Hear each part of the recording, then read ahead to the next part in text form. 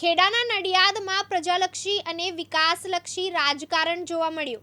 કોંગ્રેસ અને ભાજપના નેતાઓએ જનહિતમાં પ્રભાવી કામગીરી કરી। નડિયાદ ધારાસભ્યે વૈશાલી ગરનાળા બાબતે સંપૂર્ણ માહિતી આપી તો શહેર કોંગ્રેસ પ્રમુખે પ્રજાલક્ષી અને વિકાસલક્ષી કામગીરી બાબતે શું કહ્યું તે જાણીએ। જય મહારાજ, હું હાર્દિક ભટ્ટ, નડિયાદ શહેર કોંગ્રેસ પ્રમુખ। આપણા સૌ વતી પ્રશાસનને એક વિનંતી કરવા માગું છું। ગઈકાલે પ્રશાસન દ્વારા એક જાહેરનામું બહાર પાડવામાં આવ્યું છે કે 17 મહિના માટે વૈશાલીનું ગરનાળું બંધ રહેશે। હું આ જાહેરનામા સાથે સંમત છું, પરંતુ હાલમાં આપણા નડિયાદમાં વિશ્વવિખ્યાત સંતરામ મંદિરમાં પરમ પૂજ્ય મોરારી બાપુ દ્વારા રામકથાનું આયોજન છે। દૂરથી લોકો સાંભળવામાં આવે છે।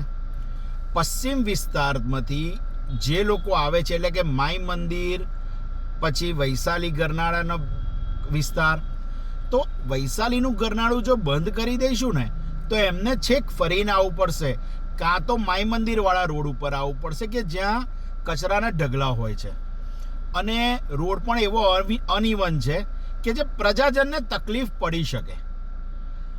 જો આવવાનું થશે તો બધા આવવાના જ છે, જો રોડ ખોલવામાં નહીં આવે તો આવશે જ પ્રજાજનો, એમાં વાંધો પણ નથી। પણ આપને એવી વિનંતી છે કે હાલ પેટલાદ રોડનું થી પીપલગ રોડનું પણ કામ ચાલુ છે, એટલે એ રોડ પણ બ્રિજ એક સાઈડથી બંધ કર્યો છે, વન વે કર્યો છે, સમય પર ખુલી જશે। પણ પ્રશાસનને મારી વિનંતી છે કે 10 દિવસ માટે જો વૈશાલી ગરનાળાનું કામ થોડું અટકાવવામાં આવે તો રામકથા સાંભળવા માટે, અને 10 દિવસ પછી મેળો છે, એટલે જો આ ધ્યાન થોડું રાખવામાં આવે અને રસ્તો હાલ પૂરતો ટેમ્પરરી જો ખોલવામાં આવે ને તો પ્રજાજનોને કોઈ તકલીફ નહીં પડે। મારી વિનંતી છે। જય મહારાજ।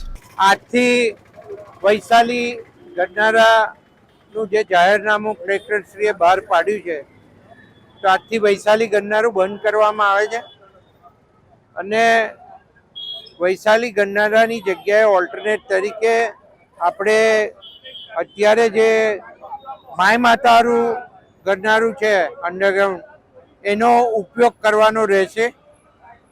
આજે માય માતાવાળા જે ગરનાળાની અંદર ખાડા હશે કે જે કંઈ હશે એને પેવરથી કરીને રોડ બિલકુલ સમતર બનાવવાનું આજે કામ કરવામાં આવશે આજે રાતે, અને ત્યાર પછી આ ગરનાળાનો વપરાશ ચાલુ થશે।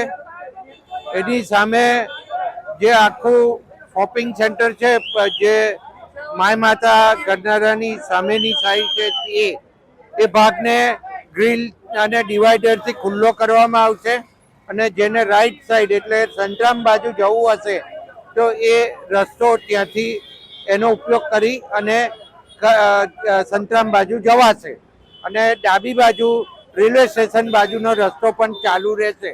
અને એની સાથે આપણે ડીએસપી શ્રીને પણ રજૂઆત કરી છે કે અહીંયા ટ્રાફિકની વ્યવસ્થા ગોઠવવામાં આવે।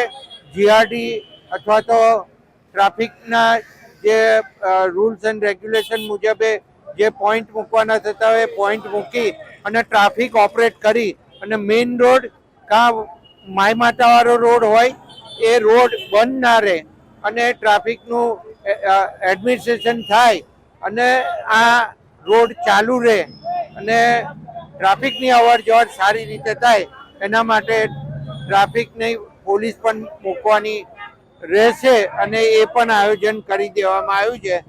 આજુબાજુના તમામ વેપારીઓને અપીલ કરું છું કે 1.5 વર્ષ સુધી જે વૈશાલી અંડરગ્રાઉન્ડનું બ્રિજનું જે કામ થવાનું છે ગરનાળાનું, એ કામ ચાલવાનું છે, અને આ કામથી લોકોને ફાયદો થવાનો, કારણ કે એ પહોળું થવાનું છે, ઊંડું થવાનું, એટલે ટ્રાફિકની અવર જવર વ્યવસ્થિત રીતે થાય એ પ્રમાણેનું સરકારે આયોજન કર્યું છે, અને એ પ્રમાણે કોર્પોરેશને પણ અહીંયા કામગીરી શરૂ કરી છે અને આજથી કોન્ટ્રાક્ટરે પણ એની મશીનરી ઉતારીને કામગીરી શરૂ કરી છે. એટલે વેપારીઓને સહકાર આપવા વિનંતી કરું છું. સાથે સાથે દરેક પ્રજાજનને વિનંતી કરું છું કે વૈશાલી અંડરગ્રાઉન્ડ ગરનારું બંધ થવાથી થોડી મુશ્કેલી પડશે, પણ લોકો માટે છે અને આ બીજા પ્રયત્નથી ચાલુ થઈ રહ્યું છે.